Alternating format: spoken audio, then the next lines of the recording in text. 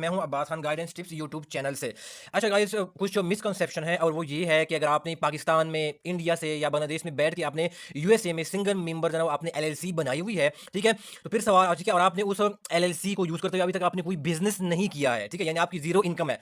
तो अब मिसकंसेप्शन ये है, लोग समझते हैं कि हमने इस केस में क्योंकि हमारी इनकम जीरो है तो हमने कोई जो है वो क्या करना है, कोई हमने टैक्स रिटर्न हमने कोई फाइल करना है या नहीं करना। ये थोड़ा सा कंफ्यूजन भी है और मिसकंसेप्शन भी है, ठीक है। तो इस वीडियो का जवाब जो है मैं इसमें वीडियो में डिटेल के साथ आप लोगों के साथ डिस्कस करूंगा, ठीक है। अच्छा guys, जैसे मैंने प्रीवियस लेक्चर में मैंने बताया था कि जब अगर आप सिंगल मेंबर एलएलसी आपकी बनी हुई है, आप नॉन रेजिडेंट है, ठीक है, तो फिर आपको कौन कौन से फॉर्म जो है वो टैक्स रिटर्न की जो फॉर्म्स होते हैं वो आपने सबमिट कराने होते हैं। मैंने प्रीवियस वीडियो में बड़े डिटेल से बताया था कि आपने फॉर्म जो है 1120 आपने सबमिट कराना होगा, ठीक है ना। 5472 ये क्या रिटर्न जो है ना वो सबमिट कराना होगा। और तीसरा क्या होगा, आपने फेडरल क्या हो जाता है, उनको फेडरल सपोर्टिंग डॉक्यूमेंट्स कहते हैं, ठीक है। ये तो ये तीन दो रिटर्न हो गए और एक सपोर्टिंग डॉक्यूमेंट हो गया। ये क्या करना होता है, आपने आईआरएस को क्या करना होता है, सेंड करना होता है, ठीक है।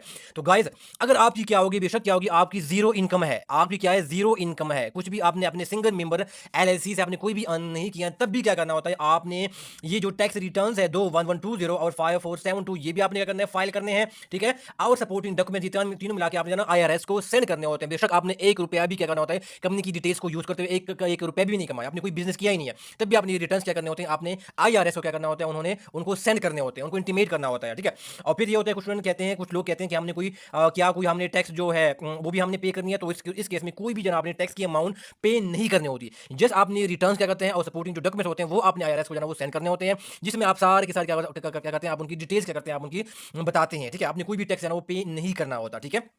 इसके अलावा एक और मिसकंसेप्शन ये है, और वो गाइस ये है, कुछ लोग समझते हैं कि अगर हमने जो इनकी रिटर्न की जो डेडलाइन होती है, ठीक है ना, डेडलाइन होती है, अगर हमने इस डेडलाइन के ऊपर हमने जो 15 अप्रैल होती है सिंगल मेंबर एलएलसी के लिए, ठीक है, हर साल, तो फिर क्या होगा, हमें क्या होगा, फिर पेनल्टी क्या होगा, 25,000 जो $25,000 है उनकी पेनल्टी हमें पड़ेगी। किस सूरत में, अगर हमने डेडलाइन को क्या किया, हमने मिस कर दिया है, ठीक है, 15 अप्रैल को तक जाना क्या किया हमने, उनको सबमिट नहीं करवाए, ठीक है। लेकिन इसमें एक और चीज़ भी याद रखो, आईआरएस ने क्लियरली क्या किया, वो लिखा हुआ है गाइस कि उसमें क्या है, अगर आपने इनकम्प्लीट क्या किया, आपने इन्फॉर्मेशन दी है, ठीक है ना, इनकम्प्लीट क्या किया आपने, जो टैक्स रिटर्न है, फेडरल टैक्स रिटर्न है, उसमें आपने प्रोवाइड की है, तो फिर भी क्या होगा, आपको 25,000 रुपए सॉरी डॉलर्स की आपको पेनल्टी क्या करेगी, वो पड़ेगी।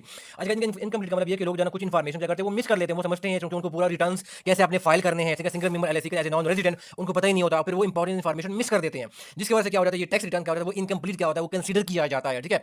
और वो ऐसी ही है, वो ऐसी ही है जैसे आपने बिल्कुल फाइल ही नहीं की है, ठीक है। तो ये देखो, उस सूरत में भी क्या होगा, अगर आपने इनकम्प्लीट इन्फॉर्मेशन दिया तब भी क्या होगा, आपके ऊपर जो पेनल्टी क्या होगा, 25,000 जो डॉलर है वो क्या करेगी, आपके ऊपर इंपोज करेगी आईआरएस, ठीक है। कंडीशन ये है कि अगर आपको खुद टैक्स रिटर्न अगर आप फाइल करते हैं तो इसके ज़्यादा लाइकली चांसेस होते हैं कि आप उनको गलत तरीके से क्या करें, वो फाइल करें, ठीक है, क्योंकि मोस्टली लोगों को इनका नो हाउ नहीं होता। तो आप किसी एक्सपर्ट पर्सन की वो सर्विस हायर करें, वो क्या करें, आपके बिहाफ पे वो टैक्स रिटर्न सही वे से क्या करें, उनको फाइल करें, ठीक हो गया। इसके अलावा कोई टॉपिक ऐसा है जिसके ऊपर आप चाहते हैं कि मैं इसके ऊपर वीडियो बना दूँ, तो आप कमेंट बॉक्स में जरूर मेंशन कीजिएगा। कोई क्वेश्चन है, क्वेरी है, तो आप पूछ सकते हैं। सुनने का बहुत शुक्रिया, थैंक यू सो मच।